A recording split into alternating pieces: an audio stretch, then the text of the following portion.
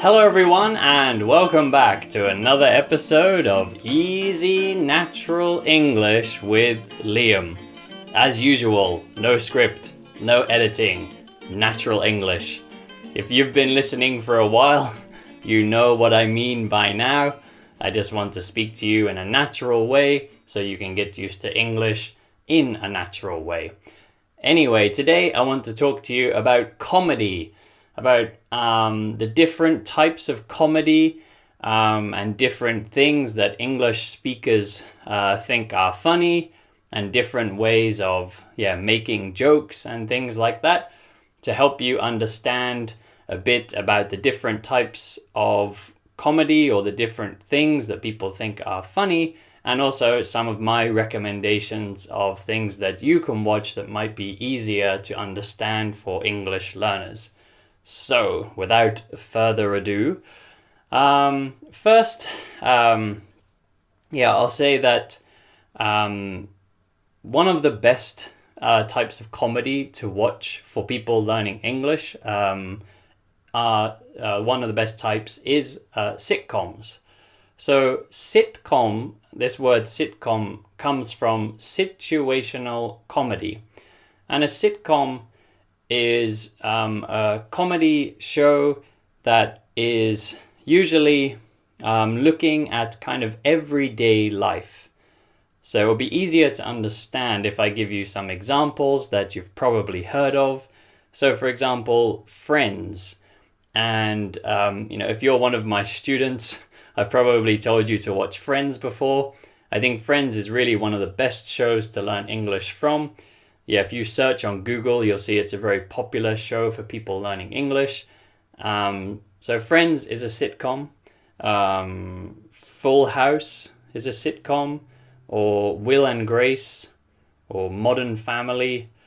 So all these shows are usually about a group of friends or a group of, or a family. So it's usually a family or a group of friends, the same characters. And it's always about kind of everyday life, everyday situations. And that's why I think they're very good for studying a language. Because, you get to hear everyday language. Some of the jokes might be a bit hard to understand, but it's a really good chance to hear like very natural sounding English. Because sometimes like dramas or sort of action or thriller type TV shows, they speak in a very serious way or very dramatic way, and it actually doesn't sound so much like everyday conversation. It sounds like sort of movie talk, like in the movies when they're like, I'm just doing my job or something, and it sounds so serious, like in these cop dramas. So sitcoms, people just speak in a very kind of everyday way. So I'd really recommend Friends. Full House is a bit easier, I think, but I don't think Full House is as funny. But Friends is very good. Will and Grace is good. And just any sitcoms, you can just search sitcoms. You'll see there's many different types, many you can watch. So check out sitcoms. Probably another good place to start for English learners is movies. So movies can be a bit easier, especially if it's like it could be a comedy that's also kind of a family movie. So like an animated movie, something like Shrek, for example, or Toy Story. They're kind of family movies, but they're also kind of comedy too. They're also quite funny, but the comedy is quite visual, and it's made for the whole family, so they're a bit easier to understand. So check out some animated movies. Or if you watch like something with Jim Carrey, for example. Personally, I love Jim Carrey. I think he's hilarious. And, Jim Carrey movies, his comedy is quite physical. He uses his body a lot. He uses his face a lot. So even if you don't understand every word he's saying, it could still be funny and you can still enjoy the movie, even if you don't understand 100%, just because like his movements and stuff are so funny. Perhaps a good movie of his to start with is Liar Liar. So Liar Liar is he cannot tell a lie. So this is Jim Carrey. He can't lie. His son wishes that his dad can't tell a lie, so he has to tell the truth to everybody. And yeah, he's talking to his son a lot in the movie. And also, it's kind of a family movie, so the story's not too complicated, and the dialogue, the words are not too complicated. So yeah, check out something like Liar Liar. But anything with Jim Carrey is very funny, I think. Um, Also, the like older Adam Sandler movies, pretty funny. I don't think his modern ones are so good, but anything like in the past that Adam Sandler made, yeah, it was pretty funny, and again quite physical, so maybe a bit easier to understand. So yeah, in terms of physical comedy, we have like what we call slapstick. So slapstick is something like Mr. Bean or like Tom and Jerry, where basically they're just making a lot of mistakes and maybe getting hurt a lot. Mr. Bean, I'm sure you know Mr. Bean. He's famous all around the world. He's always kind of falling over or breaking things or knocking things down. So this kind of comedy is slapstick comedy. Of course, very easy to understand because it's visual, but I don't know if it's the best to learn English with because they usually don't say very much. Yeah, like Mr. Bean, he just kind of says like, Bean. That's about it. He just says his own name or like, hello. Yeah, he doesn't say very much. So yeah. But something like, yeah, like Jim Carrey, it's kind of physical, but he's also speaking too. So yeah, something like that is good. Other types of comedy. So then there's like skit shows. And skit means they sort of like the like comedy actors in this, they kind of create like a funny situation. Maybe when they're writing it, they say like, oh, imagine, if like the boss of this company acted like a baby or something, and they think up a kind of funny situation, and then they make a scene around that and kind of make, yeah, these jokes and stuff. So a famous example is Saturday Night Live. Maybe you've heard of it. It's one of America's most famous skit shows. And the good thing with skit shows is you don't need to watch the whole thing because each skit is kind of its own separate little story. So, it's not like too long, so you won't get lost in the story. Like, yeah, if you're watching a longer kind of TV show, you might start to think, what's happening? I've lost the story. But skit shows can be a bit easier because they're shorter. So on YouTube, you can find videos of Saturday Night Live, and they're pretty funny situations, and I think the comedy in that is quite universal. I think anyone can understand.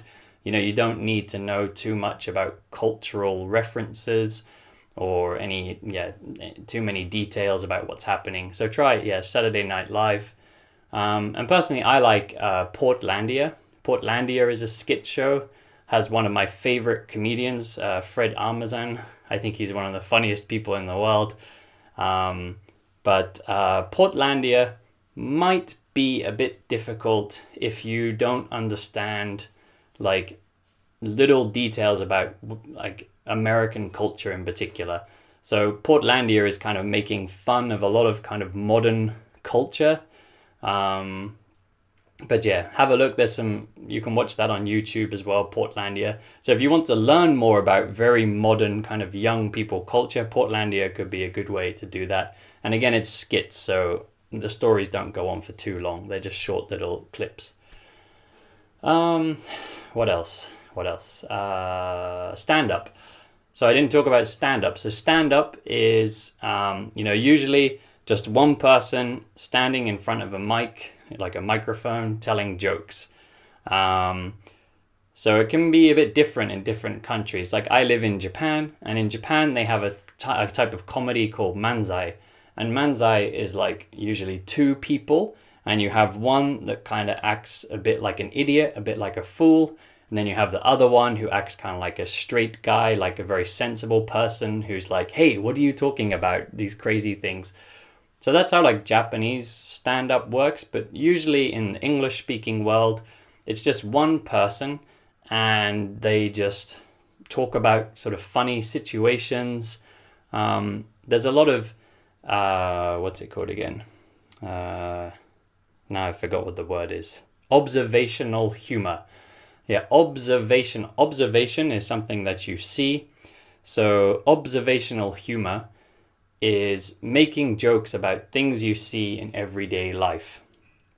So these kind of jokes, they might start with the comedian saying, "Do you ever notice blah, blah, blah?" So they might say like, "Hey, you know, like talking to the audience, in your life, does this happen?" And then they make you think, yeah, that happens to me. That's funny, you know. So they sort of like try to relate to the audience. They try and say like, "Hey, I'm like you. I make mistakes, you know, and yeah, I do this sometimes. Do you do this?" And, you know, it kind of allows the audience to laugh at themselves, because you listen and you think, haha, I do that. I'm such an idiot sometimes. And that kind of comedy, I think, is very clever and yeah, pretty funny. But stand-up comedy is probably hard to understand. And a lot of English-speaking stand-up comedy these days has become like kind of critical about politics or about society. So it's very in-depth topics, which I think is a really good thing, because they make us think about things that we might not have thought about before. So they challenge perhaps our political thinking, but they do it with jokes and they do it with humor. So it's kind of a soft way to make people think in a new way. But yeah, this kind of thing can be pretty difficult to understand, I think. But if you're interested, I really like Sarah Silverman. She's a brilliant comedian, very smart, and yeah, very good at sort of taking a look at society and politics and things like that. You can watch some of her stand-up on Netflix. If you have Netflix, it's on there. And also I like Bo Burnham as well. Bo Burnham also, kind of critiques society and human nature and politics. And he does very good songs as well. It's very funny. But anyway, I'm going to wrap it up here. If you're listening on the podcast version and you're interested in some of the people or the shows or the movies that I've talked about today, then check the YouTube version, because I'm going to write the names on the screen, so you'll be able to find them a bit easier, because perhaps you don't know the spelling and things like that. So anyway, thank you all for listening today. If you are on the podcast version, please review. If you're watching on YouTube, please like, subscribe, also comment anything. Anything is welcome. Please don't be shy. And I will see you all back here next time.